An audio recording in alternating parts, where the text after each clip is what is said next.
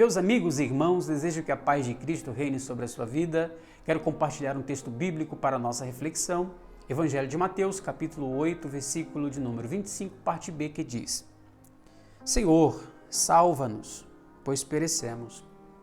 A título de introdução, devemos destacar e pontuar algumas coisas aqui. Primeiro, o Senhor Jesus está descendo do monte, após concluir o seu sermão das bem-aventuranças. Esse sermão inicia-se no capítulo 5, vai até o capítulo de número 7. Uma outra verdade, o Senhor está em Cafarnaum, à beira da praia. Um outro detalhe, no versículo de número 18 do capítulo de número 8, o Senhor Jesus dá uma ordem aos seus discípulos: passemos para a outra margem. Enquanto os discípulos estão preparando a embarcação, o Senhor Jesus está chegando na praia, ele entra na embarcação, desce até a polpa para descansar, enquanto que os seus discípulos estão a navegar, estão indo sentido a outra margem conforme ordenado pelo Mestre. Um outro detalhe, ainda a título de introdução, é que esse lago ele é conhecido como Lago de Genezaré. Ele é também conhecido como Lago de Tiberíades, ele recebeu esse nome em homenagem ao imperador romano Tibérios, também mais conhecido como o Mar da Galileia.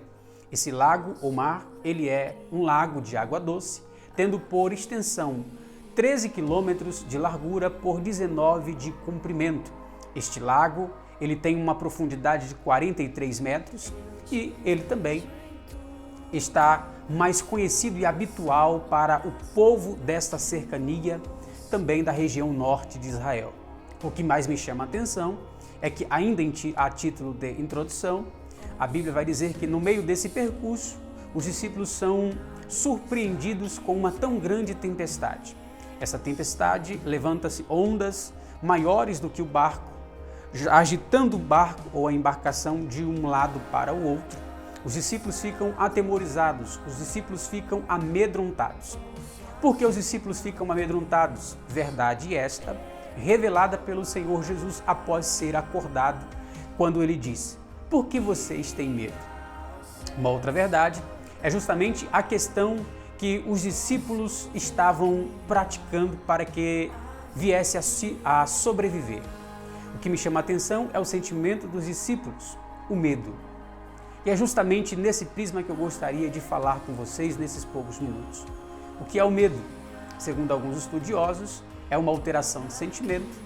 E esses estudiosos, eles chegam a mencionar que este sentimento, em determinado ponto, ele é fundamental para a nossa sobrevivência. Porém, a demasia do mesmo nos leva à inércia, à paralisia. Os discípulos estavam amedrontados, os discípulos estavam cheios de medo. E nós precisamos destacar aqui alguns estágios, mais precisamente 4 estágios do medo. O primeiro deles é a ansiedade. Por que ansiedade? A ansiedade surge no momento em que eles não conhecem, não sabem do desfecho do amanhã. Os discípulos não sabiam do que iria acontecer. Os discípulos não sabiam que, de fato, não iria conseguir dar um jeito para a sua sobrevivência. O segundo estágio do medo é conhecido como desânimo. O desânimo, ele vem na vida do ser humano a partir do momento em que ele percebe que todos os seus recursos não valeram de nada. O outro estágio do medo é o próprio medo no sentido lato da palavra. E todos nós sabemos que o medo ele surge mediante a uma necessidade do ser humano, mediante a sua incapacidade. E pelo fato de ser incapaz, vem o pavor, porque a sua vida está em jogo. E nós precisamos entender e refletir sobre essas coisas que o Senhor Jesus está nos ensinando. Uma outra coisa que eu devo citar é que existem algumas estratégias para vencer o medo. E eu gostaria de destacar e pontuar isto com vocês neste momento. Primeiro, como eu devo combater o medo? Primeiro, filtrando todo e qualquer tipo de informação que chega até você. Todas essas informações, elas devem ser filtradas, não é? Seja informação, seja notícia, seja algum dado específico, essas coisas devem ser filtradas por todos nós, para que o nosso sentimento não venha a ser abalado. A palavra de Deus vai nos dizer, no livro de Jó, capítulo de número 34, versículo 3, dizendo que os ouvidos provam as palavras, assim como a língua provam os alimentos. Nós devemos filtrar todo e qualquer tipo de informação que venha ao nosso encontro. Uma outra coisa que eu devo destacar a todos vocês nesse momento é que uma outra estratégia para vencer o medo é desvinculando-se de pessoas negativas e tóxicas. Essas pessoas, elas vêm trazendo informações, comentários, estatísticas, não é? De fatalidades. E isto deve ser muito bem rejeitado. A Bíblia vai nos dizer que dessas pessoas nós devemos nos afastar. Isto não é acepção de pessoas. Isto é um cumprimento segundo as orientações do apóstolo Paulo. Todos nós também devemos entender que uma outra estratégia para vencer o medo é a aplicação da metodologia de Jeremias. Quando ele escreve no seu livro Lamentações de Jeremias, capítulo 3, do versículo 21 ao versículo de número 26, ele está dizendo o seguinte: quero trazer à memória o que me pode dar esperança. As misericórdias do Senhor que são a causa de não sermos consumidos, porque as suas misericórdias não têm fim. Renovam-se cada manhã. Grande é a tua fidelidade. A minha porção é o Senhor, diz a minha alma. Portanto, esperarei nele. Bom é o Senhor para os que esperam por ele, para a alma que o busca. Bom é aguardar a salvação do Senhor, e isso em silêncio. Gostaria aqui de contextualizar e parafrasear esse texto segundo esta metodologia do nosso querido irmão profeta Jeremias. O que ele quis dizer com estas palavras? Primeiro, ele está citando aqui esta metodologia com base nas misericórdias do Senhor. Número 2, ele fala sobre a inesgotabilidade das misericórdias. Não tem fim. Ele também menciona, em terceiro lugar, a oportunidade de um novo começo ou de um recomeço, conforme diz a Bíblia. É nova ou se renova a cada manhã. Quarto, a grandeza da fidelidade de Deus para conosco. O Senhor é fiel e a sua palavra diz que nós, sendo infiéis, Ele permanece fiel. Em quinto lugar, fala sobre a bênção providencial de Deus para o seu povo. O Senhor provê para o seu povo necessário para a sua sobrevivência. Sexto, ele revela sobre a bondade de Deus. Sétimo e último lugar, a graça salvadora. É justamente a aplicabilidade desses recursos de Jeremias que nós iremos combater o medo. Uma outra metodologia que nós devemos aplicar no nosso cotidiano como um meio, como uma arma, uma ferramenta no combate ao medo, é usando a metodologia paulina.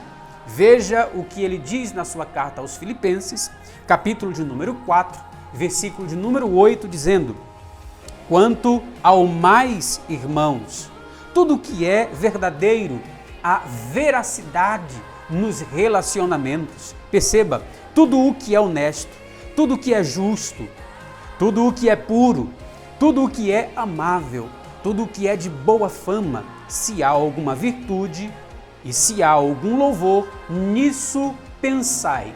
Colocai no seu entendimento e no seu pensamento.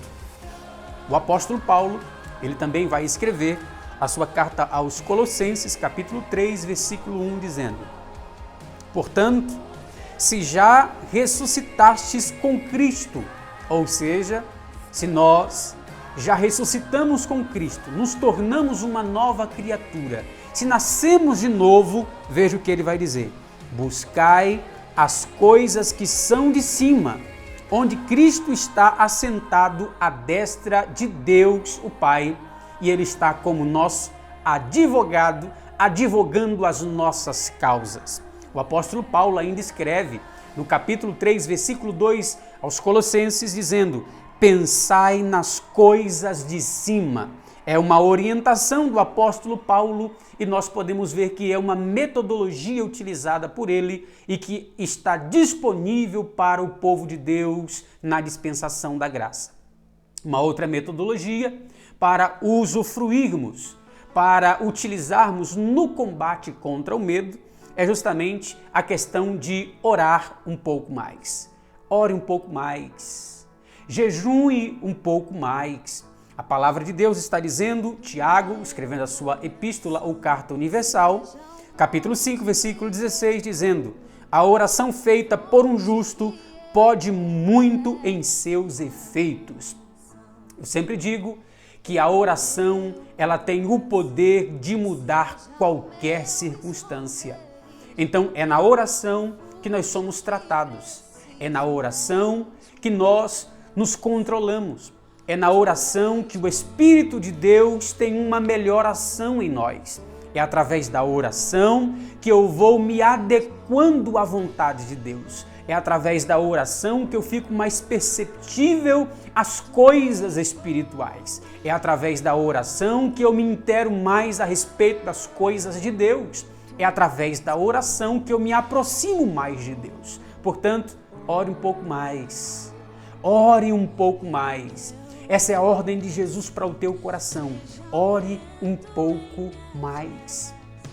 Mais oração, mais poder. Não é assim? Isto não é um versículo bíblico. É uma citação de alguém e é louvável.